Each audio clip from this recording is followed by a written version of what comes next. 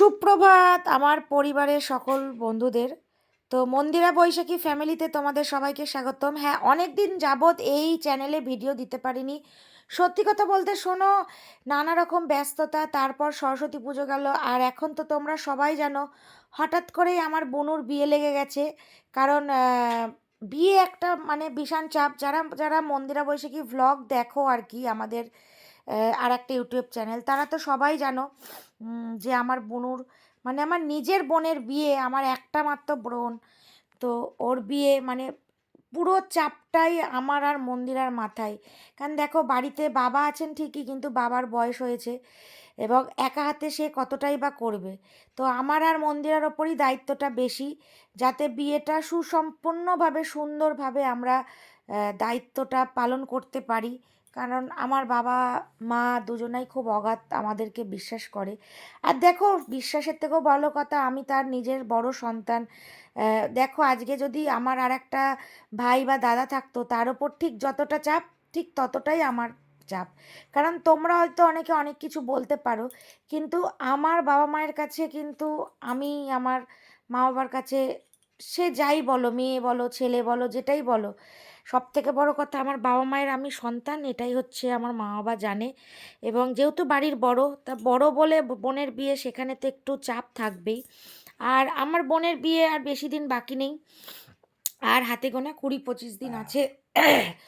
তো তারপরে আমার বোনের বিয়ে। তো এবার বুঝতেই পারছো, হঠাৎ করে যদি একটা বিয়ে 1 মাসের মধ্যে অ্যারেঞ্জমেন্ট করতে হয়, তাহলে তার কতটা চাপ।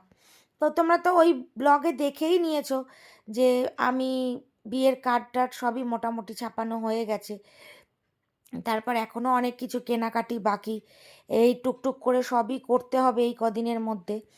তো যাই হোক, এটা শ্যুটটা সরস্বতী পুজোর দিনের শ্যুট আর কি। মন্দিরা রান্না করছিল, তো সেদিন রাতেই মা ফোন করে যে তাড়াতাড়ি বাড়িতে আয়, খুব এমার্জেন্সি কথা আছে, বোনকে বিয়ে দিয়ে দেব এই পরের মাসেই আর কি। তো আমি তো শুনে আকাশ থেকেই পড়েছিলাম যে হঠাৎ করে কেন বিয়ে দিচ্ছ এত তাড়াতাড়ি, কদিন পরে দিলে কি হয়। তো বৈশাখ মাসে দিতে পারতে। তা বৈশাখ মাসে সত্যি কথা খুব গরম, ও মানে বিয়ে করেও শান্তি নেই, বিয়ে দিয়েও শান্তি নেই আর কি। কারণ ওই গরমের মধ্যে মানুষের সেই জীবন হাই হাই আর কি। দেখ, কয়েকটা খাওয়া দাওয়ারও ব্যাপার থাকে। তা যাই হোক, তো ওই জন্য বললো যে না, বৈশাখ মাসে না, ফাল্গুনেই বিয়েটা দিয়ে দেবো আর কি। তা বললাম ঠিক আছে। তা আমি আর মন্দিরা সেই রাতেই বাড়িতে যাই, দিয়ে কতজন কি লোক নিমন্ত্রিত হবে না হবে, কিভাবে কি হবে, সব কিছুই বসে রাতের মধ্যে মানে রাতারাতি সেই প্ল্যানের মতন তার পরের দিন থেকেই শুরু করে দিই কাজ আর কি। তার মধ্যে পাওয়া যাচ্ছিল না লজ। তোমরা তো দেখোইছো ওই আমাদের আর একটা ব্লগে, যারা যারা মন্দিরা বৈশাখী ব্লগে দেখোনি তারা দেখে নিতে পারো পরপর যে ভিডিওগুলো গেছে আর কি। তো তারপরে মন্দিরা এখানে ঘরটরগুলো একটু পরিষ্কার করছিল, কারণ অনেক দিন ফটো টটোগুলো ঝাড়া হয়নি, খুব নোংরা হয়েছিল। আর সত্যি কথা বলতে তার মধ্যে চলছিল সরস্বতী পুজো। তো বাড়িতে লোকজন আসারও একটু ব্যাপার ছিল, কারণ দেখো পুজো হলে যেহেতু আমাদের বাড়ির সামনে দিয়ে ভাসানটা যায়, সেহেতু কৃষ্ণনগরের পুজো মানেই একটা ঐতিহ্য, একটা সংস্কৃতি, একটা ভালোবাসা, সব কিছু বলতে পারো আর কি। তো কৃষ্ণনগর মানেই ভাসান, মানেই সাং, ভাসান মানেই হৈ হৈ করে কাঁধে করে ঠাকুর নিয়ে যাওয়া, এইগুলোই হচ্ছে কৃষ্ণনগরের পুজো। আর তার মধ্যে এসেছিল আমাদের এখানে অনুপম রায়, তোমাদের সাথে একটু কম বেশি অবশ্যই শেয়ার করব সেটা। তো তারপরে মন্দিরা একটু ঘরটরগুলো গুছিয়ে নিচ্ছিল, এবং এই হারের সেট টেটগুলো জন্মদিনে গিফট হিসাবে পেয়েছিল, তারপরে না আর খুঁজে পাচ্ছিল না কোথায় রেখেছিল। আজকে এইখানটা পরিষ্কার করতে গিয়ে দেখে এর তলাতেই সব রেখে দিয়েছে। দিয়ে পেয়ে তো খুব খুশি, নতুন সেট সব কিছু পরবে আর কি। কারণ যেহেতু সেদিন সরস্বতী পুজোর ভাসান ছিল, ওই যে কপাল চাবড়াচ্ছে সেদিন, মানে সেই হন্য হয়ে খোঁজা হলো, এর আগে কিছুতেই খুঁজে পাওয়া গেল না। আমি বলেছিলাম যে ঘরের মধ্যে হয়তো কোথাও রেখেছো, ভুলে গেছো। যাই হোক, তো এই দেখো, তারপরে আমরা চলে গেছিলাম অনুপম রায়কে দেখতে লাইভ, একদম গান শুনতে। প্রচুর ভিড় ছিল বন্ধুরা, ওই জন্য অনেকটা পেছন থেকে তা জুম করে চেষ্টা করলাম তোমাদের। এই দেখো, উনি গান গাইছেন। সামনাসামনি গান শোনা মানে একটা সৌভাগ্যের ব্যাপার, এত বড় একটা শিল্পী। তো আমাদের কৃষ্ণনগর গভর্নমেন্ট কলেজের মাঠে উনি এসেছিলেন আর কি। তো ভীষণ আনন্দ করেছি, ভীষণ মজা করেছি, সামনাসামনি গান শুনেছি, সত্যি মনটা ভরে গেছে, বিশ্বাস করো।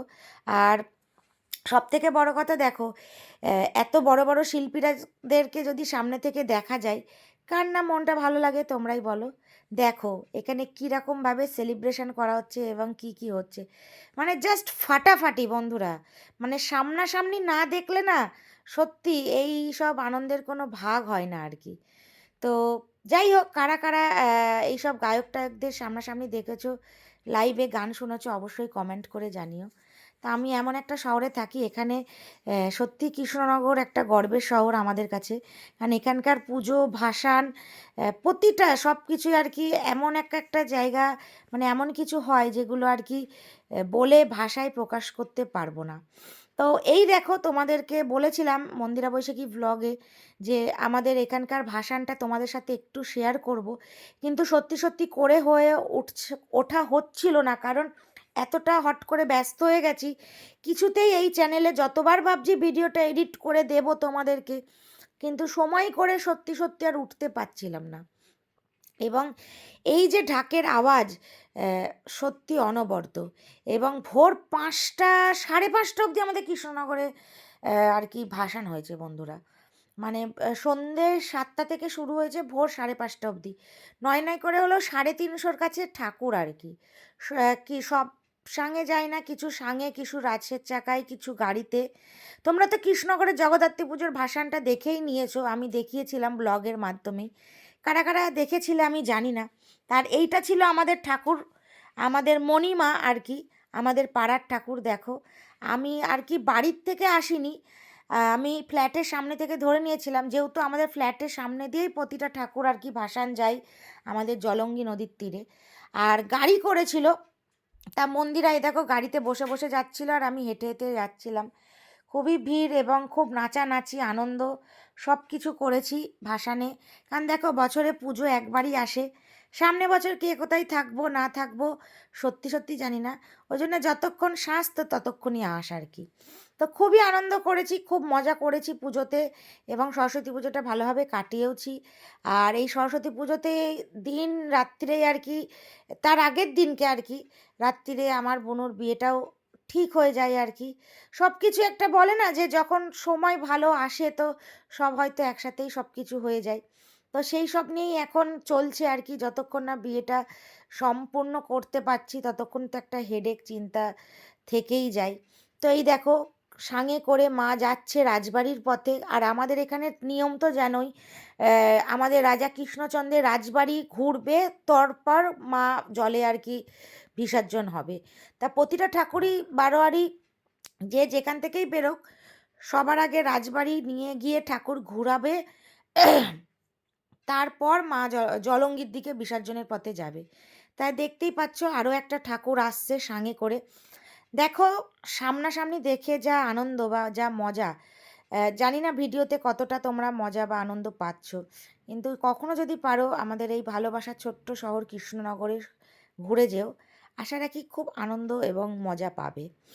কারণ এত লোক সেদিন রাস্তায় থাকে, মানে বলে বোঝাতে পারবো না। মানে দেখতেই পাচ্ছ আর কি রাস্তার ভিড়টা, এগুলো তো ঠাকুরের সাথে মানুষজন যাচ্ছে, তাছাড়াও আশেপাশে প্রচুর পরিমাণে ভিড়। মানে বিসর্জনটা আমাদের কৃষ্ণনগরে সত্যি খুব সুন্দর হয়। অনেকেই দূর দূরান্ত থেকে হয়তো এসেছে, দেখেও গেছে বা দেখে, সত্যি মানে চোখটা জুড়িয়ে যায়। এরকম ভাসান হয়তো খুব কম জায়গাতেই হয়, সাঙে হয়তো অনেক জায়গাতেই ঘাটে যায়, কিন্তু আমাদের এই প্রসেসটা খুব লং।